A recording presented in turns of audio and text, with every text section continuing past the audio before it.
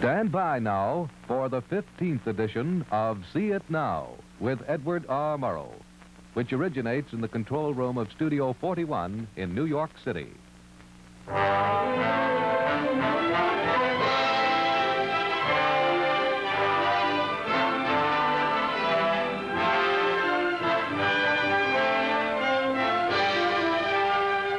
Alcoa, Aluminum Company of America, in cooperation with CBS Television, presents the distinguished reporter and news analyst Edward R. Murrow in See It Now, a document for television, based on the week's news and told through the actual voices and faces that made the news. Edited and produced by Mr. Murrow and Fred W. Friendly. A public service of Aluminum Company of America, the nation's leading producer of aluminum. Now, speaking to you from the actual control room of Studio 41 is the editor of See It Now, Edward R. Murrow. Good afternoon. No one can be sure of the impact or effect of television upon a political campaign. But this year, for the first time, candidates will be able to go into some 15 million homes. This afternoon, we thought rather to change the course of events and take you into a candidate's home.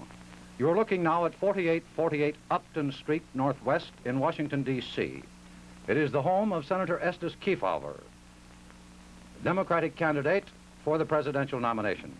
Senator Kefauver, we will be able to stay only a few minutes, and we will promise not to look into the closets, but could we come in, sir? Well, Ed, we're mighty glad to welcome you here. We want you to come right in and meet the family and see our little house. Come right in, Ed.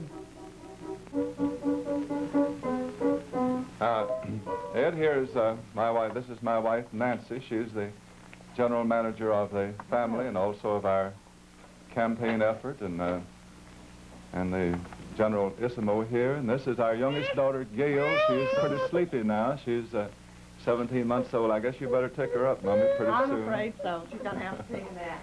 And this is Linda, our oldest daughter. She's 10 years old, and she has more dogs and pet coons and things around here. She plays chopsticks, and some of these days she's going to play the Tennessee Waltz, aren't you, Linda? And this is Diane. She's 4 years old. We have a good time playing together. And here's the other man of the house. He takes care of the house when, this is David, when I'm away, and we fly kites and have a good time together. He's really my buddy. And see, Ed, this is our fireplace. We enjoy the fire very much, and you notice up here is the famous coonskin cap that you've heard a great deal about. Yes. Now, the thing about all of this television is that it's fine, but I have to be away, and Nancy has to be away a great deal, seeing the people, talking with them about issues, and carrying our message to the people. So that's the only bad thing about running for the presidency, is not being able to be with our family here as much as I would like to.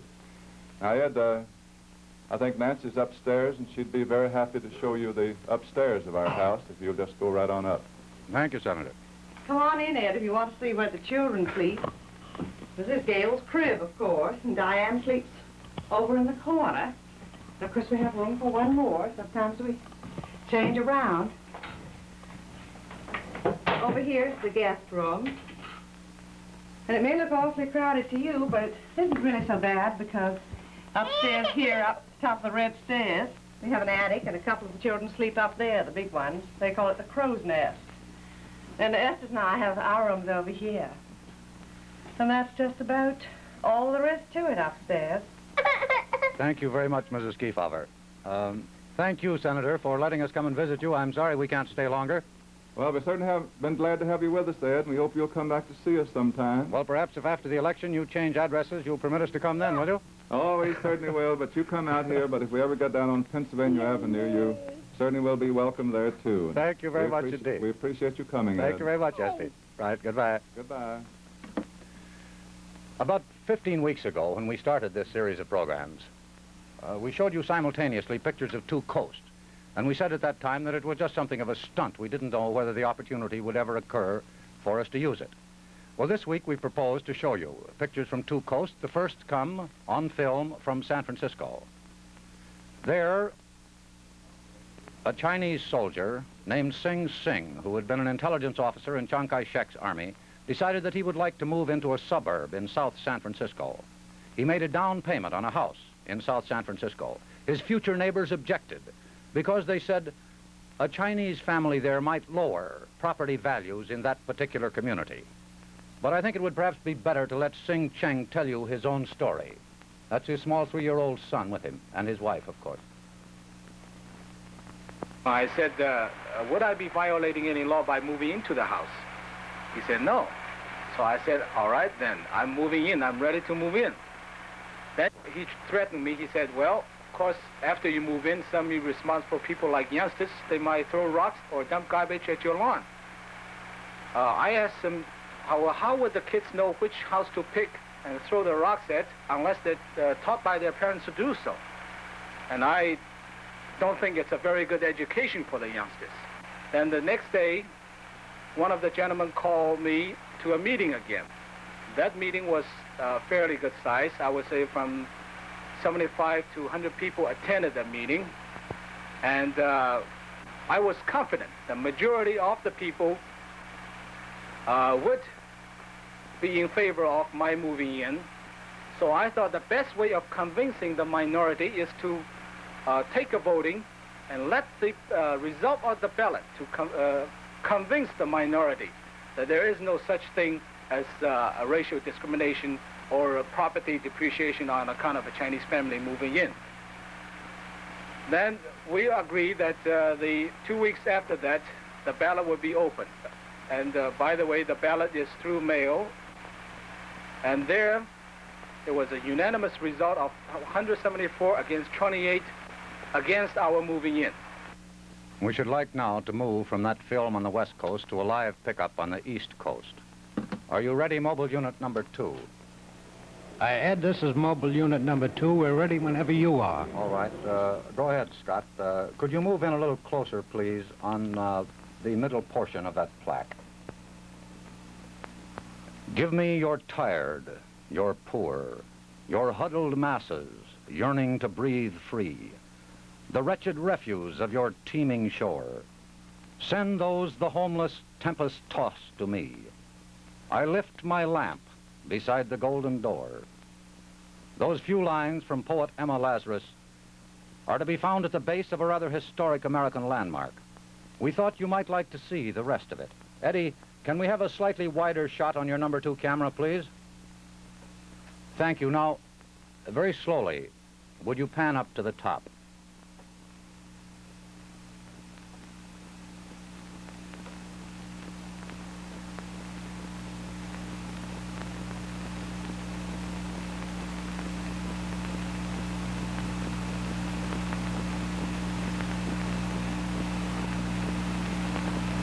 Thank you very much, Mobile Unit number 2 at Bedloe Island and the Statue of Liberty. The only thing we can add to that is that last week on both coasts was known as Brotherhood Week. Time now for the commercial. I've got the waybill here. This GATX 8000 is hot and has to go on number 93. The GATX 8000, built in 1928, was the first aluminum tank car that was ever built. Today, 23 years and more than 1,500 aluminum tank cars later, the Alcoa-developed GATX 8000 is still in operation, still able to carry industrial chemicals from one end of the country to the other. Why did Alcoa pioneer the aluminum tank car? In tank cars properly constructed with the right Alcoa aluminum alloy, shipments of highly reactive chemicals are not affected by the aluminum. The aluminum is not corroded by the chemicals. More, the aluminum tank car has proved itself able to withstand the hard knocks of day in and day out freight traffic. In 1928, when Alcoa developed its first car, 16 aluminum plates had to be used to form the shell. Too many plates for fast tank car construction. This presented a need for wider aluminum plate than had ever been made. The answer was found through constant research and finally the building of Alcoa's new Davenport, Iowa aluminum rolling mill, capable of rolling the widest aluminum plates in the world.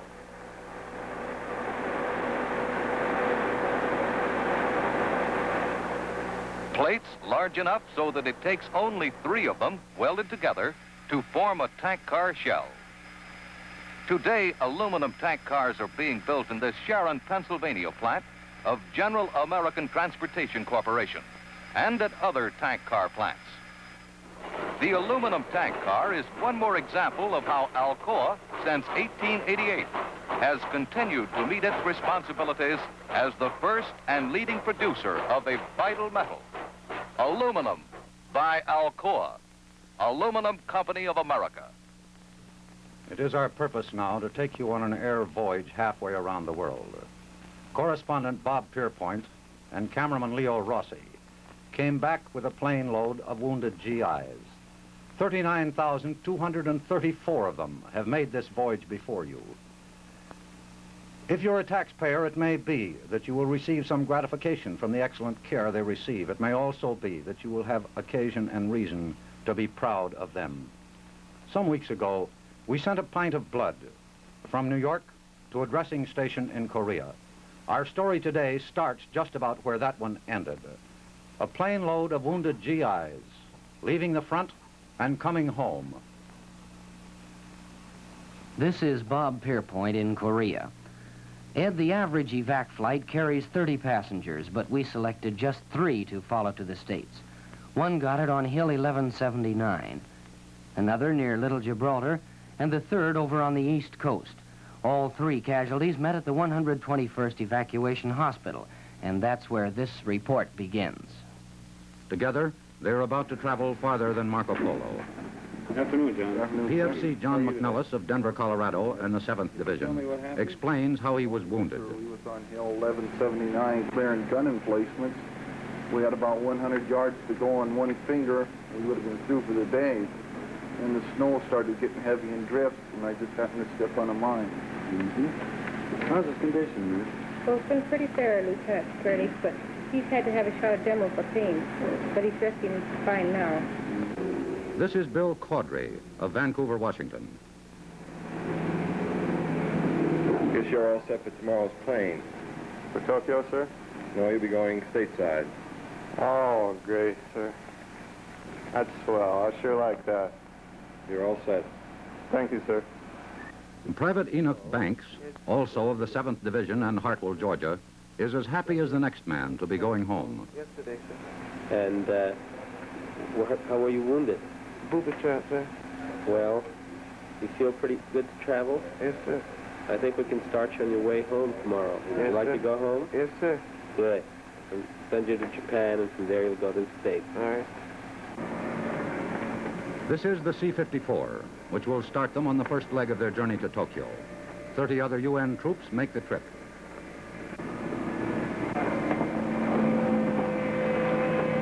What's your name? William Caudry. For the first time since they became soldiers, their heavy barracks bag is left behind. All they carry now is their service record, which rides on their chest. We'll be taking you on to Fetch Cow, and they'll take you into Tokyo Army Hospital from there. Thank you, ma'am.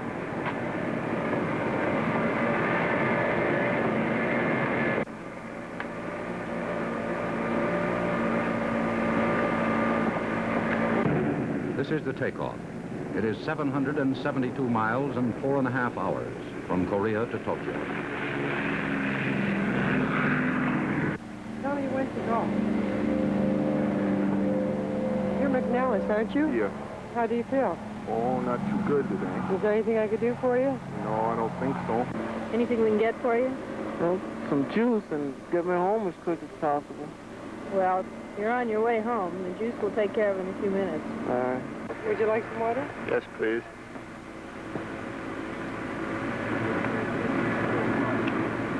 Thank you. The plane crosses the Yellow Sea at only 10,000 feet. But when you've lost as much blood as John McNellis, you need additional oxygen. There was a time in World War II when Mount Fujiyama was a checkpoint before the bomb run. Now, Fujiyama is a landmark, on the long voyage home. This is the airstrip near Tokyo. To these pilots, the landing of an evac plane is their severest challenge.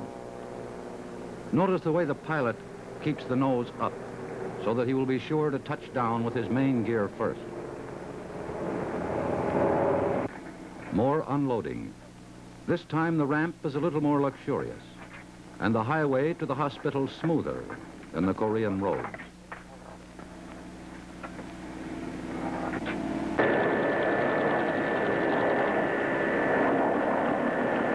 Joe, will you come in and help me turn over so I can eat lunch?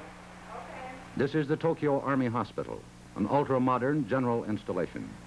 The men will be kept there until expert surgery and therapy have prepared them for the long flight ahead, which is just a fancy way of saying that McNellis will have his left leg amputated and Caudry will have the stump of his right foot trimmed. He will also have his mustache trimmed. Is that all right? Yeah, that's good. I'm gonna get a shave as soon as I eat. Get my hair cut off. Thank goodness.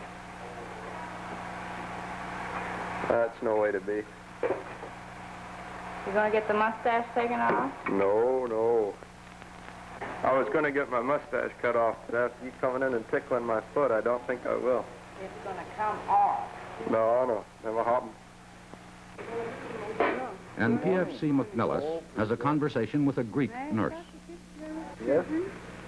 I hear you have, see when you talk, you have an accent. I am from Greece, from Athens. From Athens. Private Enoch Banks hears that General Orders has awarded him the Purple Heart. Award you the Purple Heart for wounds received near Tangdong 3 on 17th of January, 1952. Yes, sir.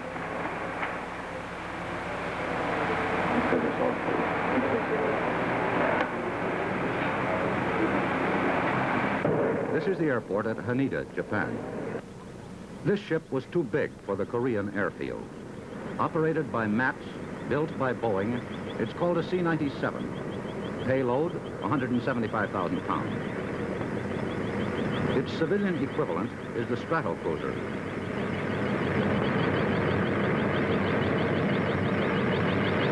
Airvac 9784 affirmative. Advise you fly nonstop from Haneda to Hickam Base, Honolulu, overfly Wake Island if possible, over.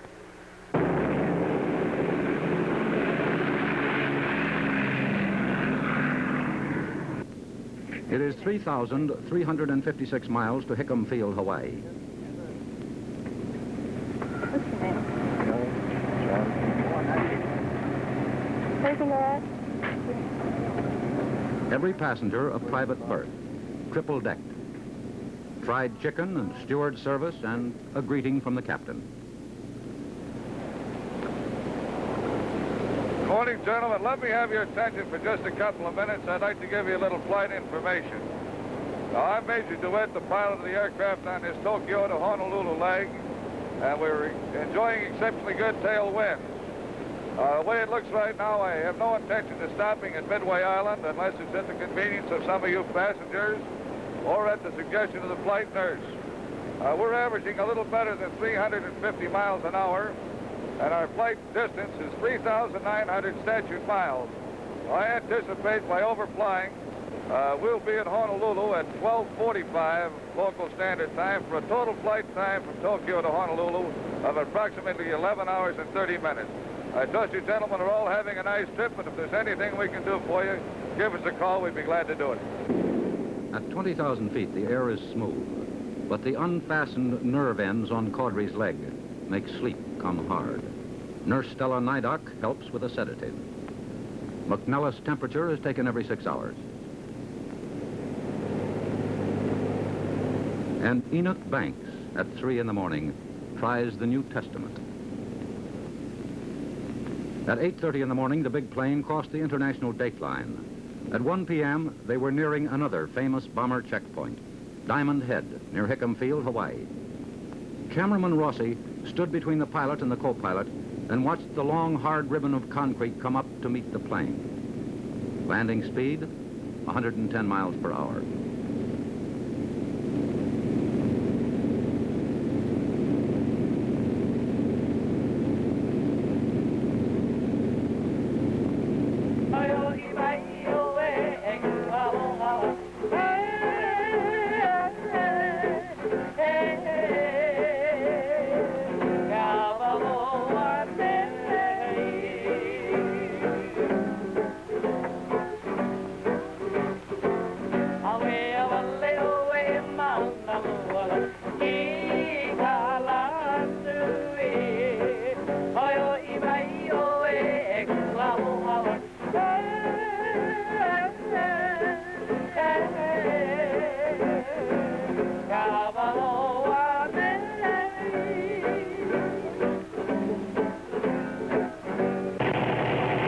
At Hawaii, another unloading, another ride in another ambulance, a bed that cranks up, and a steak dinner at Tripler General Hospital.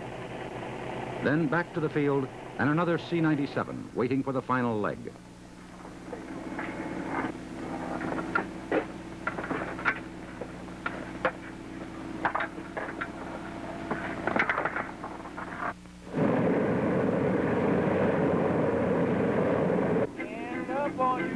Aloft once again. Enoch Banks gets to know one of his fellow passengers better, and his fellow passenger tries to learn how to play the ukulele he picked up in Hawaii. Really had a party. Yes, on the loose. Took me out on soda. Ended up on you. Oh.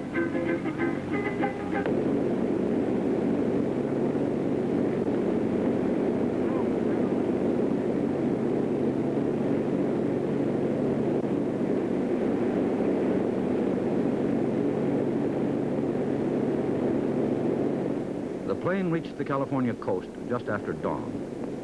Traditionally, travelers awake early to watch for the Golden Gate, but most of the patients slept through it, and the few who awoke saw only a few patches of harbor through an occasional hole in the clouds.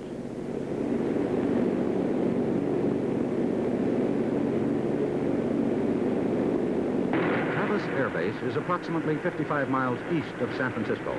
It is the U.S. terminus of the Korean Run. For at least 39,000 returning GIs, it has been, in spite of its bleakness and drabness, home. Correspondent Bob Pierpoint stood beside the final unloading ramp and put it this way. Ed, this is the end of the line. The end of the long voyage home and 6,200 air miles. In that time, we've lost one mustache, one foot, and one leg. We've picked up one ukulele, a couple of watches, and perhaps a few much-needed pounds. Have fun at the Mardi Gras now. Okay, so long. Take it.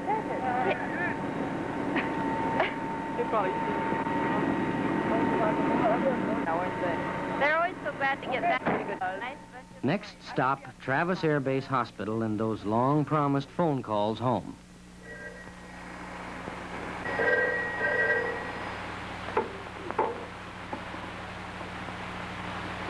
Hello? All right, put it through.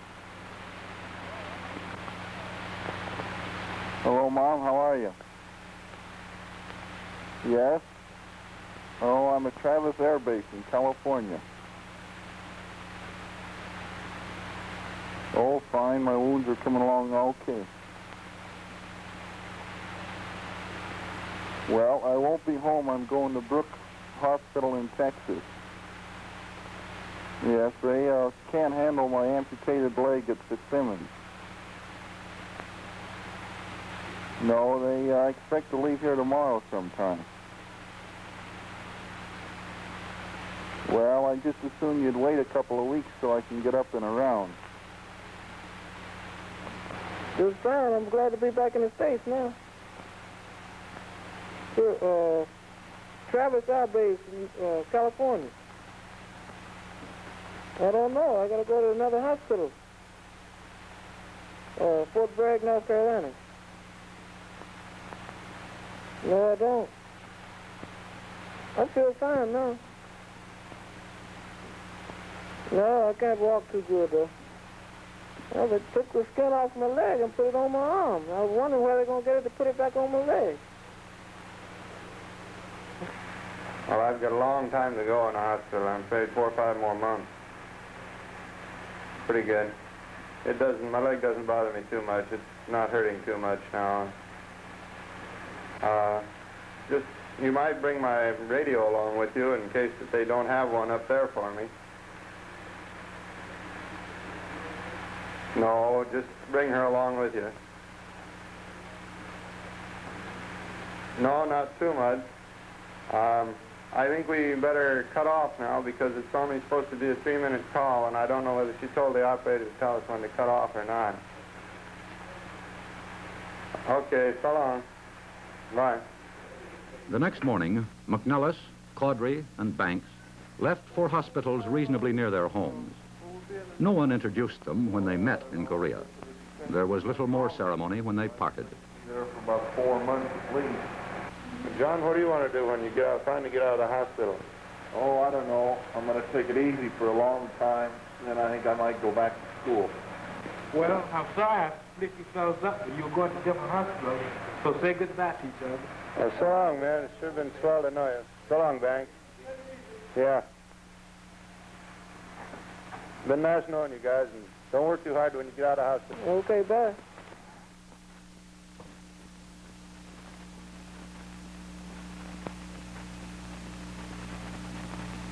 Our total casualties in Korea amount to 105,841. It was our hope that those pictures would make those dry figures a little more meaningful to you. A little more than 39,000 American boys have traveled the flight that you have just seen. As you may have noticed, none of the nurses talked about the humanitarian nature of their work. Nurses don't talk that way. Nevertheless, there remains an urgent need for additional nurses. Those films were done by our correspondent Bob Pierpoint and our cameraman Leo Rossi. Good afternoon and good luck. This is aluminum. Nature made it light. Alcoa made it strong, plentiful, and low in price. This is aluminum. The wherever college-educated coffee maker makes delicious coffee every time. Wherever, first in America's kitchens. This, too, is aluminum. Alcoa Stericaps, a better kind of closure for the injectable drugs that are used by your doctor. Alcoa Stericaps, development of Aluminum Company of America, ensure sterility, are now available in a variety of types and sizes. The outer tear-off cap protects injectables against tampering. The cover cap guards against superficial contamination. The inner cap keeps out everything but the needle. Today, Alcoa Stericaps are available for the nation's health needs. Aluminum, from the ever-expanding facilities of America's foremost producer, Alcoa, Aluminum Company of America. See It Now, like the I Can Hear It Now record albums, is edited and produced by Mr. Murrow and Fred W. Friendly. Special assignments were performed for CBS by News of the Day cameramen in the field. Stand by at this time next Sunday for Edward R. Murrow in See It Now, brought to you as a public service of Aluminum Company of America. Alcoa, first in aluminum.